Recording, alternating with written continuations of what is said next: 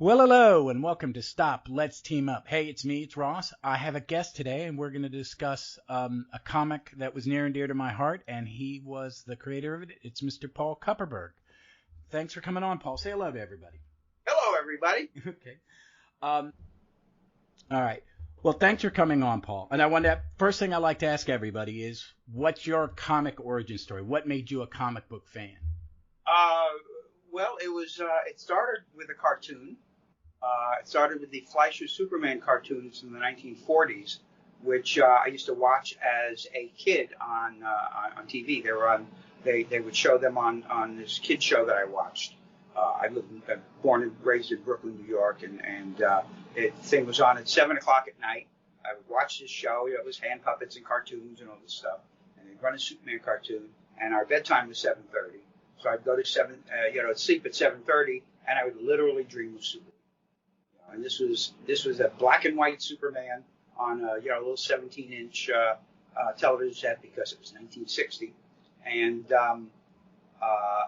then one day at the candy store around the corner, I was sitting there, drinking my egg cream, and looked at the newsstand, and there was Superman, except he was in color.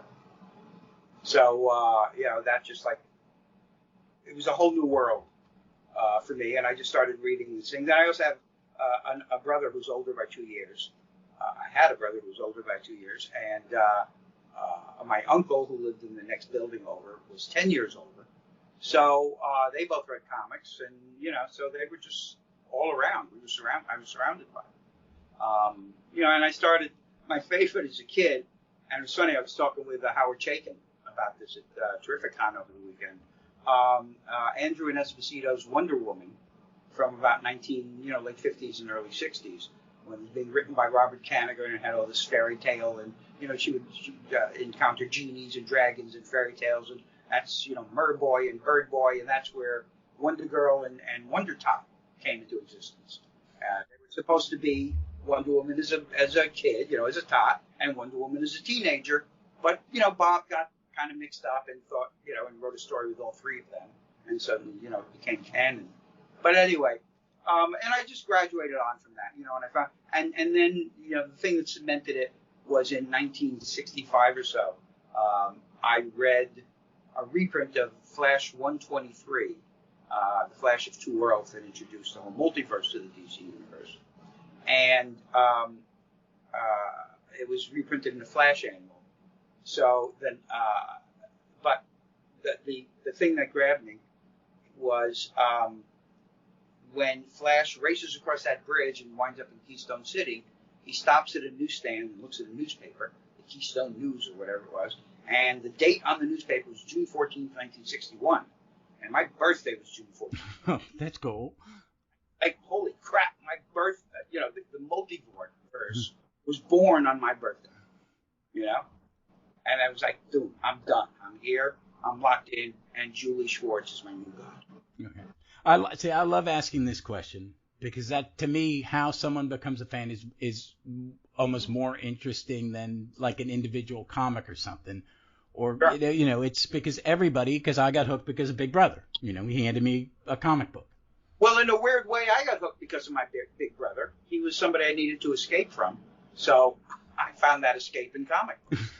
Well, I think in mine it was the reverse. It was, I need you to leave me alone. So go over here and read these comic books. Oh, cool. I wish I had Wally for a big brother too. But. Yeah. So how did you get into comic book writing? How did it become your profession? It was through fandom. Back then, I was kind of on my own reading comics and learning about them as much as I could. And we're talking like 1966, 67, 68.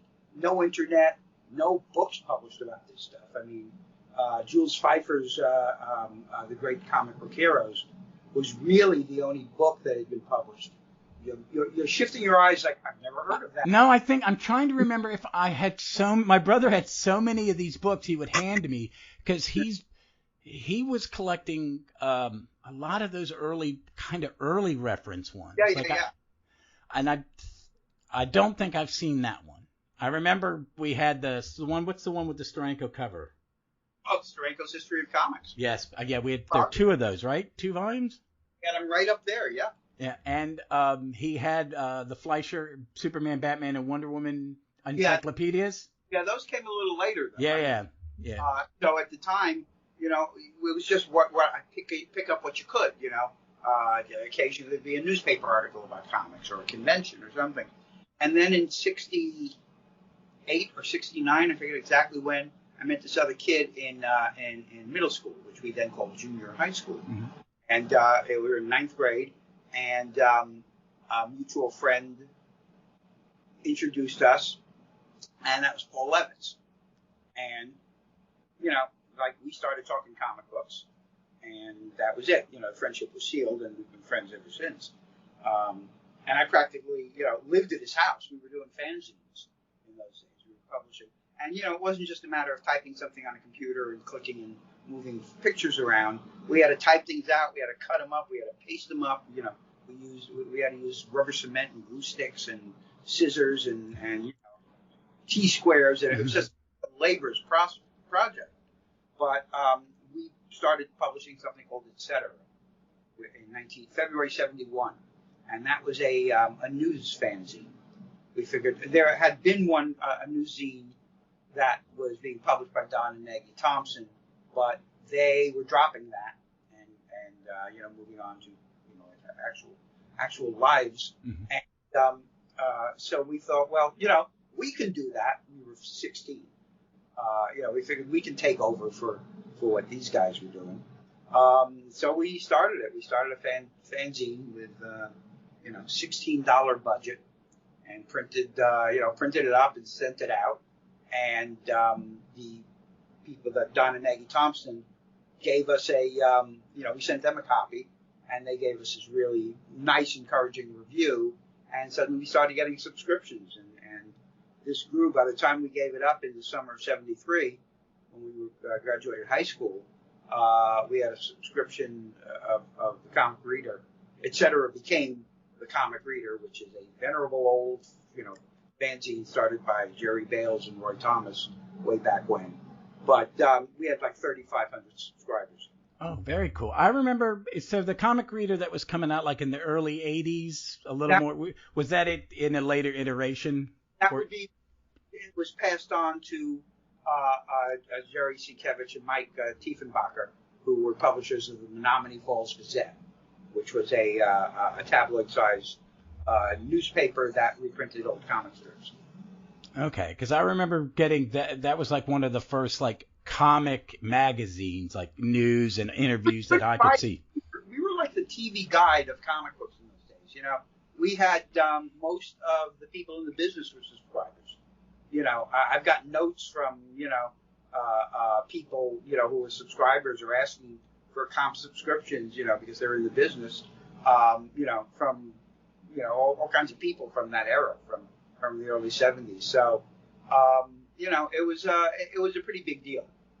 And then we started doing the program books for Phil Suling at his New York conventions, the July 4th conventions, and yada yada yada. Paul gets is walking past Joe Orlando's office one day while we were still doing the fanzines, and Joe Orlando says, "Hey kid, you want to write my letter columns?" And that's how Paul got into the business. Oh, that's cool. I'm a big fan of Paul's. His Legion is my Legion. I know you geeks and your 11th. I would be honest, when I was doing my homework, I've forgotten how much of your material I had read. Because I've forgotten you'd written Vigilante, because I haven't, some things that I haven't revisited. Sure. But that I liked, I used to I'm one of those people who would reread something every year or whatever. But I was just the amount of work you had, I was aware of, but it was like, wow, he wrote this. I loved your Checkmate. That was, and that's kind of, that era is my sweet spot of comics. So sure. I was lucky that, other things we've talked about. But what I've asked you to come on is your Doom Patrol is my Doom Patrol. I just recently bought the omnibus of the Bronze Age right. Doom Patrol because one, it had the the 3 showcase issues I want to talk about, and it also has, I guess it's volume 2 of Doom Patrol, the one you did with Steve Lytle and Eric Larson, which Right. I read the first part of them. I don't think I may have ever finished reading that run because I was in college and didn't have any money. So, but these showcase were really important to me because my brother gave them to me, introduced me to Showcase, and explained its history to me.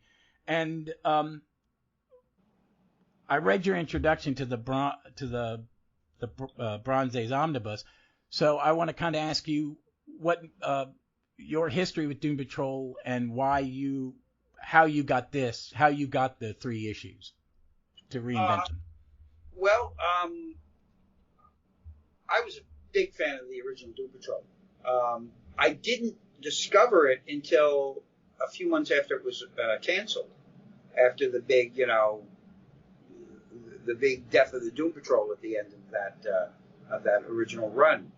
And I was in a junk shop that had a bunch, stacks of old comics, and I was collecting Challengers of the Unknown, which I think was still running. And there was a Challengers and Doom Patrol crossover issue. So, of course, I bought it because it was Challengers.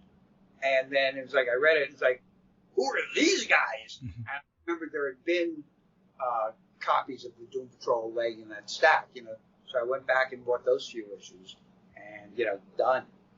Started collecting it and eventually finished the run. And so flash forward a few years later, this is, they ended in 68, I think.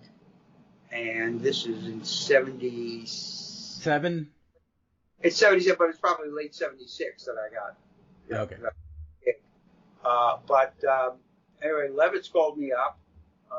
He was editing, this arc in Showcase, and he said, "We're doing the Doom Patrol of the first arc of Showcase," and he knew that I was going to volunteer for that job over his dead body, necessary, because not only was it the Doom Patrol, but it was Showcase, which was another of my absolute favorite comics. It was the comic that brought the new versions, the Silver Age versions of characters like Flash and Green Lantern and the Atom, and it introduced Adam Strange and Space Ranger and Metal Men, all kinds of amazing characters. Once you got past the Fireman Pharaoh and Frogmen and the Wild, but so I collected that book as well. And I had all of them from 1 to 93. Oh, very cool. Yeah, and in fact, later they did a reprint, the Essential Showcase, and I went to the collected editions editor, and again threatened a life, his life specifically, that no one else gets to write the introduction to that but me. So. That's good. I loved your introduction to the omnibus. I sometimes skip those, in books, right, and go back to them. But I went back that's what sparked me to invite you on, because I was having written introductions to omnibuses. I would skip them too.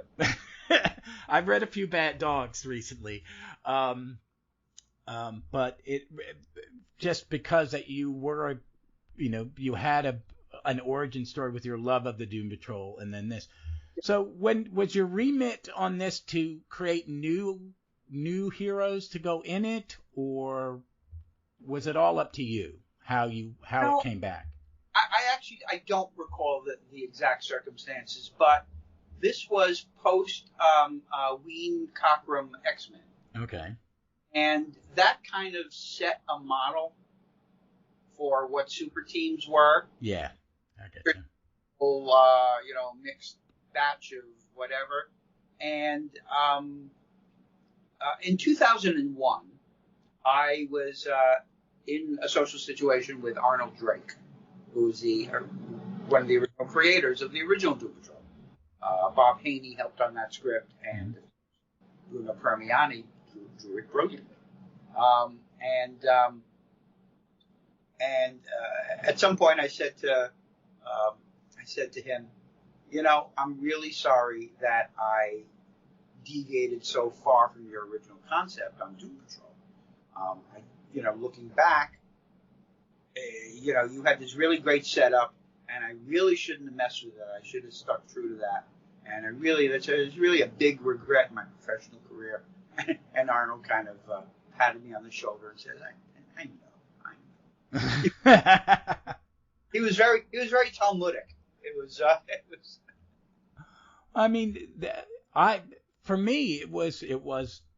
I had never seen any of them, and I liked it. And the art was. It was this. Your story and Joe Staten's art was this perfect blend, and it intrigued me because I went back and reread them. So. I did. I am proud of one thing that I did with that, and that is the makeup of the team. 1977, here was a superhero team that was led by a woman, who was a woman of color. Another member was a man of color. Another was a second woman. Like, how many teams had two women in it? And the third guy was a robot. Our cis white man was a robot. I've never thought of it. I was always a fan of those kind of more diverse, and maybe it's because I came of age in that era but that struck me as a kid too, because I was disappointed when they brought them back other times and your characters weren't in it. Yeah. They would come and go, and I was like, because that was mine thing, and I've read some of the Morrison and I've read some of the Giffen on and off, but I always kind of go back to yours and the Silver Age one. Well, I think part of that, I don't know exactly how old you are. Almost 60. What? Almost 60. Got about 18 months. Okay, 67. So we're roughly, I'm earlier into it than you, but still, roughly the same kind of mindset generation. We grew up without cell phones and shit. Yeah. We know what the real world is like. You're never going to get the same thrill you got when you back then today. Nothing is ever going to hit you. I always say the Silver Age is whatever you read when you were 11 and 12 years old. That's a good way to. I can see that. That's a good way to put it. Yeah, you grew up on Rob Liefeld. Yes, Rob Liefeld is the greatest artist. Yeah, he's the greatest. Whatever it is that you loved as a kid. I have Batman TV show came on. I was 10 years old, and and I love that show, and I know how bad it is. I know exactly how bad it is. I know how bad all the stuff I grew up with is. You look back at it, and television was written for morons. It was movies were just like so restricted and restrained by codes and people being afraid of offending, other people that they didn't do anything, So grew up on all this idiot stuff, but yet I can still love some of it because, can't take 11 years old away from me. No, and it's that newness of discovery. Do you think it's something like that? That newness? You just never seen anything like that before. Yeah. Back in 1966. Batman was nothing had been like it. Nothing. Between the content and the way it was portrayed and the fact that it was in such blazing color, color was a novelty still almost in 1966 in the home. Color TV. We didn't get one until 68 or 69, and my father sold for a living. Yeah, we didn't get to what my dad was a cheap Scotsman, and we didn't get ours until 73. The old TV had to die. Yeah. So it was a very different world. Now, of course, you talk about the stuff that's on TV. I'm sitting there watching a Peacemaker TV program based on stuff, on a lot of stuff I created back in the 80s, and it's like, not only am I getting to watch the Peacemaker, but can you ever in your wildest dreams 30, 40 years ago have imagined there would even be something like a Peacemaker TV show? No, as a fan and having friends that aren't comic fans and they have to or force my wife to watch stuff with me, and she'll go, "How big is this?" And I said, "He's a very old character." Yeah. I mean, he was a Charlton? 66. Yeah, he was one of the Charlton action heroes. Yeah, and this is what they're reinventing it. And she goes, "Is that all?" And I've talked to people in her. I like that comics reinvent themselves every 5 or 10 years. Well, you have to. I mean, you do. You know, comics stayed the same from inception till through the 1960s. I mean, the art got a little better. The writing didn't get significantly better. I mean, again, the audience back then was perceived to be 8 to 13. Yeah. That was it. You got them at 8, you lost them at 13. Goodbye. That's why if you look at those 80-page giants from the early 1960s, Superman Annual and this and Batman Annual, all the stories reprinted of them are no more than 4 or 5 years old because, the people who are buying this now weren't reading it then, and the people who are reading them now have never seen these old stories. So plus, I'm sure they didn't have the wherewithal to reprint the earlier stuff because, until film came along, they weren't keeping plates and photostats of the art. That's why there was so little stuff reprinted, because they just didn't have the way to do it. Yeah. Until the early 70s when they started doing all that stuff for the 100-page super spectaculars. I love those. Oh, my God. I've gone back and bought some of those as like comfort comics that, because some of my because, I mean, when you're little, you don't remember everything, but some of my favorite Justice Leagues are there. My love of Justice Society comes from the 100-page giant with Sandy is turned into the giant sand monster, and then my brother goes, "Oh, you'll like that," and he went and found the first crossover and bought them at a comic shop and says, "Here," and it was like giving someone a drug. It was like, who are these characters? It's funny because I kind of look at it in retrospect these days, and then I remember, but wait, while this was all coming into being, while this was all happening, I was along for the ride. I was watching the multiverse develop. I was watching it grow and become that thing that, for some odd reason, DC thought was too complicated compared to 52 that they needed to change it. But so it was just so everything has changed. Like Showcase 100, which stars every character that ever appeared in features every character that ever appeared in Showcase. Was a goofy little story, and the day is saved by Angel O'Day of Angel and the Ape and Lois Lane, and the Spectre pushes planets around, and nobody died, and everything returned to normal the next day. Then it became Crisis, where it has to cause lives and it has to cause destruction, and we have to make this easy for people to understand, as opposed to I mean.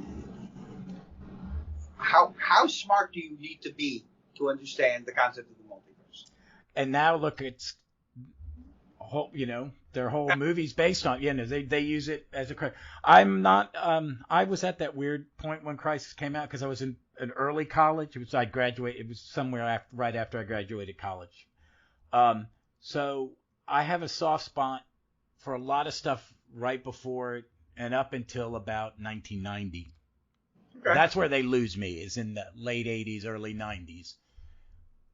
I didn't hold Superman, the approach to Superman I didn't care for. There's a lot of really good stories done and by a lot of crazy talented people. But I just didn't like that whole kind of having to read comics in sequence, 4 different comics in sequence. It's like, that's more complicated than the multiverse. I do miss the one and done, and I mean, some of the comics that I love are I read a lot of Englehart like that, but I miss those one and dones like Showcase 100. Yeah. And I do love that comic. And I like these tryouts, especially these. I reread these again last night, and there's something that you and comic writers of your generation do is there's dialogue, and there's necessary exposition. I'm not one of those people to think exposition is unnecessary. You need a little tell with your show. Yes, of course. And I like how in these comics, like this was a bi-monthly book. It came out like every 8 weeks. You would give us a little recap, 6 panels, 7 panels. But it was full of action and it moves on. You can do it in a panel, you know, when you break down a story, like previously on Hill Street Blues, it takes you 2 sentences. Yeah, it's not that hard. And I think in the recaps in this, it felt like they were always a little bit of some of the action. You picked some of the action, and Joe Stanton's art is very vibrant, and it gets everybody in the moves. There's movement. I like people go, how do you see movement in comics? I said, a good comic artist shows movement. You can tell what is happening. I'm a big Sal Buscema fan. Joe's great at it. It's your eye that's moving. That he's drawing things so that your eye can follow them in a logical, sensible way. It's not easy to do. A lot of people don't do it very well. No, they don't. And they have great big careers in comics. I get in trouble with the whippersnappers when I go. Sometimes there are comic artists in the 90s that I love when they do covers, but I can't read one of their comics because it's only 4 panels, and it's nothing but action and no one says anything. But I love that these stories were so good because it's a nice setup. You've got the 3 different. Hold on, let me pull my notes. I'm not smart enough to remember everything. Like you have the reintroduction of the Doom Patrol, and you get the history lesson in the first issue of the old Doom Patrol. Right. And there's still action because the villain shows up, General Immortus. And and then you have the next story ties that up, and you get more information than you ever got. I got a history lesson, but it was interesting, and these are great characters. I thought you really, in the 3 issues, got the 3 characters pretty solid. Did it come easy to you, or? Well, that's always a tough question. Because that's what I do for a living. Okay. but it's not like, you sit down at your desk and you put on your thinking cap and you twiddle your thumbs and think. It's usually when you're in the shower or taking a dump that you go, right, of course.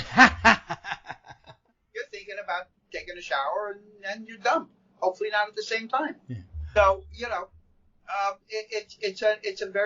it's a strange internal process. So when it works the way you hope it should, then it's great. Otherwise it sucks. Yeah. But well, did this trial just not sell? I mean, I'm trying to think of any of the showcase really when they brought it back had things. Power Girl got a mini, and you did that, but that was a couple years later, right? That was in the 80s. Yeah, that was okay. 84, 85. I just saw Rick Hoberg who drew that. Oh, I love that. I forgot how good that was. That's on the app, so I'll be reading it soon. But so you I'd never read the Supergirls you had done with them in it because I wasn't a Supergirl reader, and I really enjoyed those. Oh, good. Yeah, I mean, Supergirl, when those were coming, I don't like solo. I didn't read a lot of solo books, so. But was that your way of just trying to get it to go try that again, or was they were just good characters to use? A little of both. Both? Right. Yeah, I mean, I like the characters, and I did want to use them again, and I kept bringing them back. Keep bringing them back. I brought them back whenever I could, once or twice, and Jerry Conway did a story or two with them. So they were out there, and then Marge started using Robot Man. What's his name? The Green Kid. Beast Boy, or Changeling. Yes.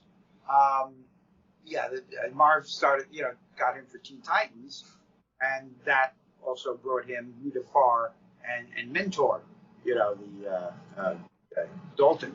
Yeah, Steve Dalton character. So, like those, that took away, when it came time to do the new one, that took away from, characters I could use. They had claimed them. Okay. But, again, it was kind of like, another, the 80s revamp was kind of another slight misstep. I think it was better. And again, this is, you're going to have your subjective view about the Satan stuff versus the other run. But the Satan, the showcase run was an early. I'd been in the business maybe 2 years at that point. Oh, okay. So whatever happened there, whatever came out that was good was an accident. This is one of the first continuing book-length things I had done, and I'm very grateful that it's so well remembered because I look at it a little differently. I still like it. I like the characters I created, but it's impossible to look back at stuff like that and not go, can I rewrite that? Can I just give that another polish? Yeah, I can understand that. It's been a long time since I read it, but the ongoing book when you finally got it with Steve Lytle.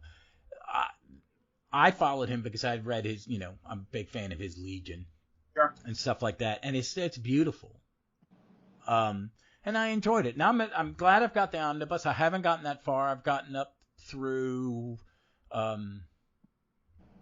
Tales of the Teen Titans, right? With Beast Boy and Robot Man, and yeah. So I'm almost there. And I had every so often I have my listeners put up the 4 team up books, one from each. DC Comics Presents 2-in-1, Marvel 2-in-1 those. And when I put your Doom Patrol Superman with the introduction to Ambus Bug, it ran away. There weren't a lot of voters, so maybe about 100, but it was like it got 60% of the vote, and it was a joy to. I'd forgotten how much I loved it, and how much they loved it. Everybody, it's silly and it's beautiful. I'm a big Giffen fan, so. I signed a lot of copies of that. Yeah. Do you? Okay. Let me ask you, what is your biggest thing you've written that you sign, or does it change? Does it change from year to year? Well, yeah, I guess. Now it's kind of a weird melange of things because I haven't done new comics in a lot of years, so but there was a lot of Doom Patrol. When Supergirl first went on the air, there was a lot of Supergirls. So I guess part of it depends on the media. The Peacemakers stuff. I signed a few copies of that. Quite a few copies of it. Yeah. When I was doing Life with Archie, I was signing a ton of Archies. Okay. So. Well, you have a very full comic career. Because I did homework, and whenever I get to a comic creator's, bibliography or whatever their history, there was a lot. There was a little bit of everything too, which is yes. Was that enjoyable? Was that the better? Do you like that you? Yeah, I've written some I've written a lot of comic books. I've probably done about 1,400 stories. I've written a bunch of novels. I've written nonfiction.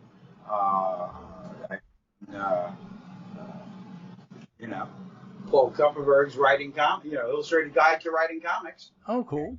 I have your RAGNAROK novel. It is in my to-read pile, and I'd forgotten you wrote the DC Atlas, which I have a very worn-out copy of it. I just wanted it for the nerd info. I didn't play the game, but it was like, ooh, it's a map. Where is everything? The nerd in me had to know. It was, I geeked out on it. So. Yes, I know. In fact, a couple of people came came up to me and go, now how could you put Gotham City, Topless in Delaware, and Gotham in New Jersey? Dude. First of all, it was 30 years ago. Second of all, I was probably high. And third of all, really? Oh yeah. As I love the kind of arguments or the things that comic fans of any nerdy thing, the hills they're willing to die on. It amazes me, it may be my age, and over the years, because of circumstances and this and that, I have learned that there are things that need to be let go, either physically or emotionally. And never, ever, have I been, as one of those things, been the actor who's going to play, some third-string character in a Marvel movie. There's anger, there's vehemence, there's yelling and shouting over this bullshit. It's like, I was listening to Michael Uslan, who's a friend of mine from way back when. He was on Leonard Maltin's podcast, talking about his movie career and all that. And now I forgot my point. Explaining the reference, I forgot my point. But it was entertaining. You should check it out. I will check it out. But I think I know what you're talking about. Is how people. I try as a nerd to go when people, because fandom can be really toxic. And I mean, and I avoid that because it's like when someone goes, oh, you've redone this character, you've ruined my childhood. It's like, dude, your childhood's there. And the stories you read are there. People, you've changed continuity. Well, it's all on your phone now. I know. No, that's my point always. It's you've ruined Superman. No, the Superman you love is still there. Go read that, There are lots of them. There's one for every generation. Enjoy. Absolutely. And, you just kind of want to slap them on the wrist and go, you know what? You're 48 years old. You shouldn't be reading this shit anyway. But that would be self-defeating. Well, Paul, thank you for coming on, and thank you for your patience with this. Is there anything you're plugging or writing or doing that you want to plug, or something you wrote years ago and want to plug? Well, I'd rather talk about the new stuff. There's, as I said, Paul Kupperberg's Illustrated Guide to Writing Comics. There's also a book called Direct Currents, Comic Book Creators in Their Own Words. It's a bunch of interviews that I conducted around 1990 with a bunch of DC creators for DC Direct Currents, which was a new comic shop giveaway publication. Yeah, I remember that. Yeah. So I wrote those. I've been writing. I wrote DC's, like newsletter things from like the mid '70s through to the mid '90s. I found these from 1990. I found the raw transcripts of a couple of dozen of those interviews from the time, and I didn't use a lot of the stuff in the articles in Direct Currents because it was a short article, and I picked and choose the quotes I needed. So I cleaned those up. I edited them. I footnoted them extensively because we're talking about things interview from 40 years ago. Talking about stuff that happened 40 years before that. So I played comic historian and footnoted it. Anyway, that's out, and I'm currently working on a follow-up called Direct Conversations, which are new interviews I've been conducting with friends, creators who got into the business at the same time as I did in the early to mid 70s. So they're just long conversations with. One of them is Paul Levitz. Another is Michael Uslan. Bob Rozakis. A bunch of other people as well. And I still have a few more to do. Howard Chaykin just agreed to talk to me, so I'm going to interview him as well. So it's just kind of. You familiar with Will Eisner's Shop Talk? Yeah, I remember that. Yeah. I remember that. That was him talking with his contemporaries about the old days, and that's kind of the feeling I want to get. I want to do with this book, the the DC of the early 1970s. The people and the stuff that was going on. So it's been fascinating. It's been, every conversation has been totally not what I expected it to be. I went in to talk about, all right, we're going to talk about this, and that. And it was like, we talked about everything but. And it was still great. It was like, so it's really been a fun project. And I'm, hoping to have it, a Kickstarter up for that by September. And the book will be out before the end of the year. That sounds great. I love these things where when professionals document or the history of something like this, because in movies, DVDs, you get extra features and stuff like that, and it's that you have to kind of I find them very interesting. I just find them interesting to have people talk about why they created something or how they did it, and Yeah, and this is more. We talked a little bit about that stuff, but it's really more about the era, the time and the place and the people, than it is about the specific things being created. Everybody does interviews and talks about their projects, but not a lot of people sit down and just talk about. Remember when Saul Harrison did that, or what about this guy? What did he do? I never met him. Did you? All these, because there were guys, in early 1970s, when I started at DC in 1975, there were 35 people on staff, and the offices occupied a third of the floor at 666. Oh no, this was I came in at 75 Rock, so 75 Rockefeller Center. We were just sharing the floor with part of Warner Books or something. So it was so there were people running around that you've never heard of. And, finding out there were people running around back then that I never heard of, which is, amazing to me. So, it's been a treat, and I'm real happy that these guys have agreed to talk about it. Well, I'm going to check out your other books. Definitely want to read the Direct Currents, because I worked in a comic shop and in that era, and when I sold or would get rid of boxes of comics, there would be some random Direct Current wedged in the bottom of a box of comics, or it was folded up. I found one or two folded up in a book used as a bookmark in some old book. Yeah. It's everything. All my stuff is available on Amazon, and you can also get it direct from me. I take PayPal, and I sign and personalize books, so you can check me out on either my website, which is paulkupperberg.com, or I'm on Facebook and Twitter, under my name. So, yeah. Okay. And I'm always plugging stuff. Oh, that's good. It's good you're still working and keeping doing stuff like that. Have to. Yeah. I mean, I was a theater person. Now I do this. It lets me, Right. have something to do, and I enjoy it. And I really appreciate your patience and coming on and gabbing with me. And I know everybody's going to love to hear what you say. And I will put up links to all your stuff when I post this. This will go up I'll cut this part out. It's going to go up Saturday sometime. I'll edit Friday night and Saturday and post it.